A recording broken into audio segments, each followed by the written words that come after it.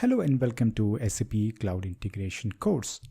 Within this course, we will be seeing the SAP Cloud Integration capabilities in SAP BTP platform, and you can create an account of free trial within the SAP BTP, and within this free trial you can get access to the cloud integration services. You can create an instance of the services, and you can create iFlows, and you can deploy the iFlows, you can test those iFlows and learn more of SAP Cloud Integration.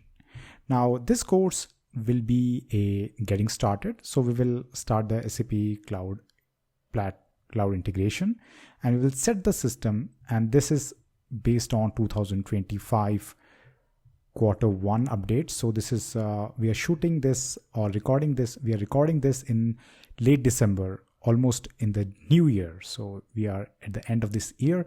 So you can say that in the beginning of 2025, this is how the system will look like in SAP BTP, because you will see a lot of changes in SAP BTP in a very short span of time. So our focus here will be to first set the system, get you started with familiarity of the SAP Integration Suite dashboard and how the dashboard looks, and how you can create your iFlows, how you can deploy those, how you can test those, and create some basic and intermediate level iFlows so you can get started with it. Now there will be more courses on SAP Cloud Integration which will help you to learn the SAP Cloud Integration in advance.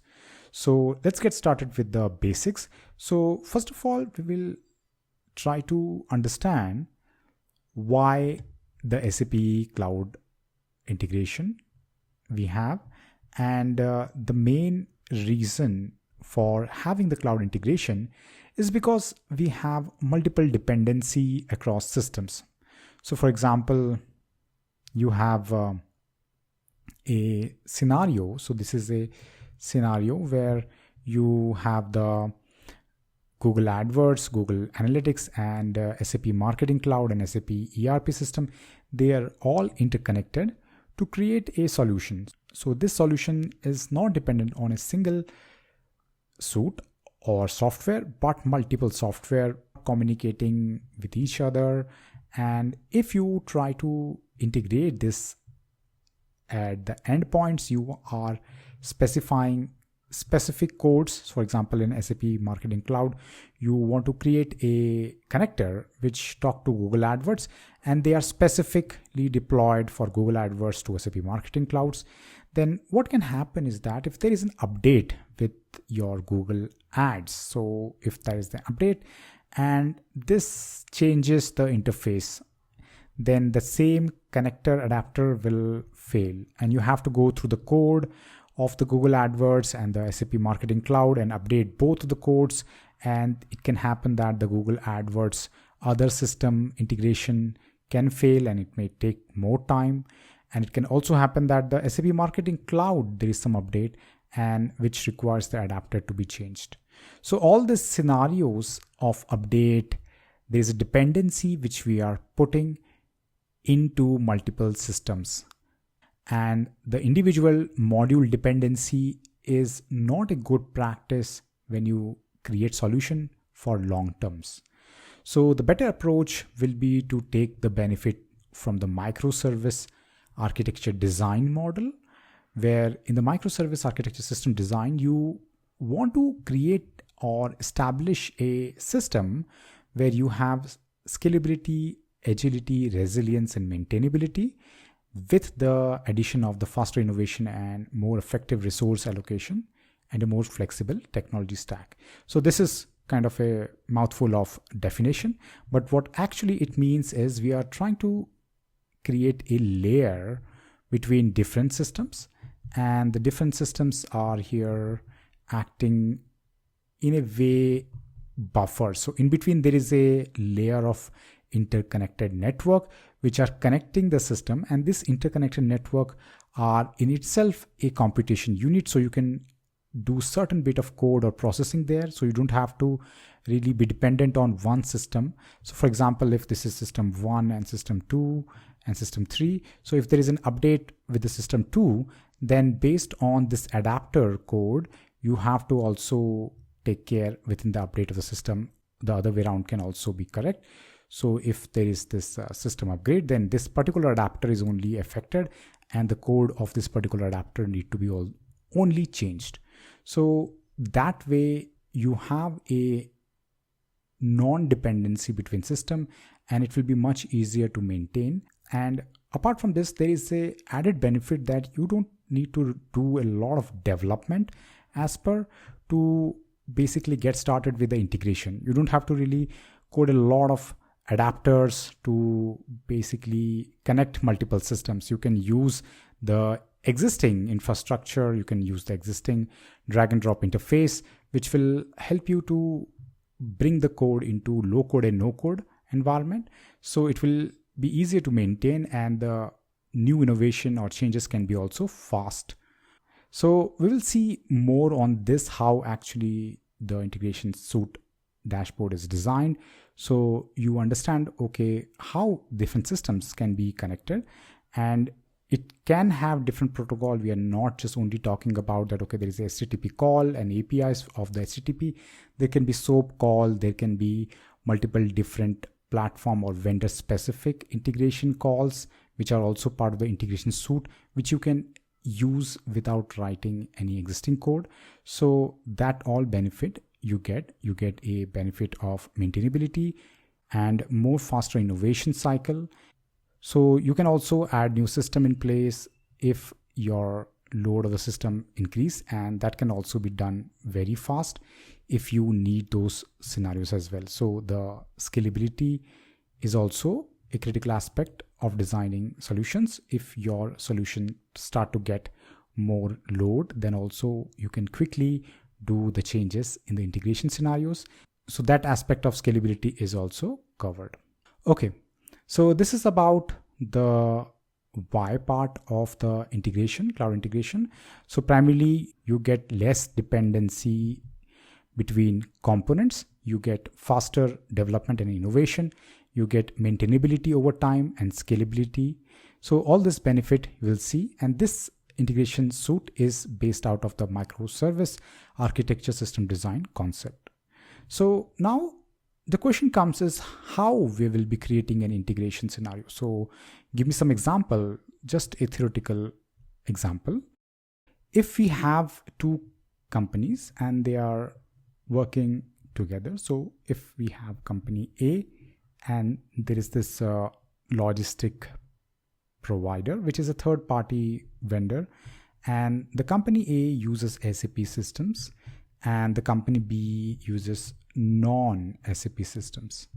So when they are both connected together, then how they will function. So if imagine there is an order which is created and this order detail need to be sent to the shipment company which is using non-SAP systems, then we need to send the order details, the shipment details and all those information.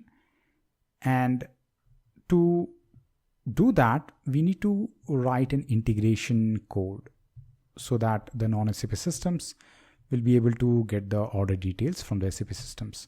Now there will be also a way or method to store this order details and shipment information in this non-SAP systems. So all that we have to take care within this piece of code. We have to consider the both system compatibility. Now that is the problem. This system code then becomes dependent or a specific code of system A and system B. Now if there is an update in system A or system B, then this code might need to be changed, and it can happen that it might not work. And there can be multiple other connectors similar to this particular piece of code where it has a dependency based on how the order details are stored in SAP, in system, in company A and in company B. So what we can do actually here in CPI is, first of all, we will have the CPI instance running inside the BTP, and the BTP admin will be creating the specific rules for a CPI developer, and this CPI developer will have access to the integration suite. Now we will have a design time and a runtime environment. Now the design time environment, we will basically build this iFlow, which is kind of a flow chart. So we will get the sales order creation details. So we will have an S4 HANA event to emit the order creation event and then send the data to the iFlow chart. And within this chart, we will have the modules to parse this data, extract particular information to the data, and transform this data based on how the non-SAP logistics system will need it. Now, once the data is parsed, then it will send those particular information to the non-SAP logistics system. So within this particular flow design, you might be using mappings or Groovy script or XML parsing or mapping. So all that tools you might require. So those are out of the box provided in the design time. And as a developer, you will have to do minimalistic development, and mostly you have to arrange different component and flow of how the data processing and structure changes or mapping need to be done. And at the end, you can then call the APIs of non-SAP logistics system and send the data to the external system and get a response that, okay, the data is saved. So this is how these iFlows are designed. And once this iFlow is deployed, so they will be deployed in the runtime environment of the Cloud Integration Suite. So once this iFlows are deployed to this runtime environment, then it will be in the runtime state where the systems where it can be invoked. So the design time is where you develop a code, and runtime is where the code is compiled and deployed, then it sits in the runtime. So once the order emits of the sales order creation and it invokes the runtime code of the iFlow, then it can basically start to do all these things and can complete the integration adapter task. So this is how a typical flow or use case will look like. Now we will see that, okay, what are the different screens we have within the Cloud Integration Suite. So first of all, we would like to point out that this is in between December 2024 and January 2025, the recording, so that this is the version of the cloud integration we are seeing currently. And here, mostly as a developer, you will need to work in the integration suite with the design time, where you will see and create the iFlow and deploy it to the runtime. And this is basically the screen, how it will look like. And I can just zoom in quickly so that you can see for yourself. So we have a flowchart kind of a tool. There is a sender which actually represent the starting of this integration process, and then there is the end which actually says, okay, how it should end, what it should return. So this is the screen to create the iFlow, and once this iFlow is created, then you can deploy it to the runtime. So this is primarily where you will be working. Now, apart from this, you also have the way to check logs. So if there is a successful invocation or execution, you see completed, and you also see the logs here in the monitoring part of the iFlow. And if there is a failure, then you can investigate on that, and you can see the logs, and you can see more information on that log. Okay. And apart from that, there is a lot of pre-built iFlows which we have within the Content CPI. And this pre-built iFlows are specifically for you to use if you have a specific requirement. You can go and check in the discovery part to see the pre-built iFlow, and there are a lot of pre-built iFlows. It's not one or two, but multiple pre-built iFlows, and you can see how they are actually designed. There will be different scenarios and different adapters present here. So these are existing pre-built kind of a library for you to go and check. So you can also check that. Okay, so with this, we have come to the start of our hands-on. And the first thing which we will do here is we will create a SAP BTP account. So we already have an SAP BTP Free Trial account, so we will be using that. So what we'll do is we'll start with our SAP BTP Free Trial account. So if you don't have SAP BTP Free Trial account, you can create one. It will require your email details, personal details, and phone number verification. So those information is required, and then you can set up the integration suite services.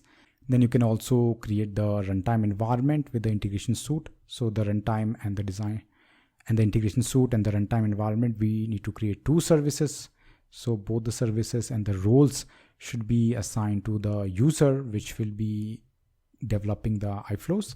So those steps we will be performing in the beginning of the hands-on.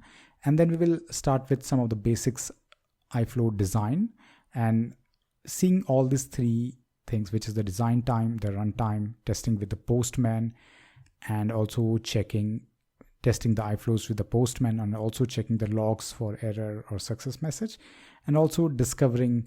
We will not go much into the existing iFlow, which are the pre-built iFlows, but we will show you how you can see it or where you can see it. So the entire course is designed in this way. The first is the system setup. Then we will see some of the basic examples of use of the iFlow. Then we will see complex example where you will see some of the moving components of creation of the iFlow.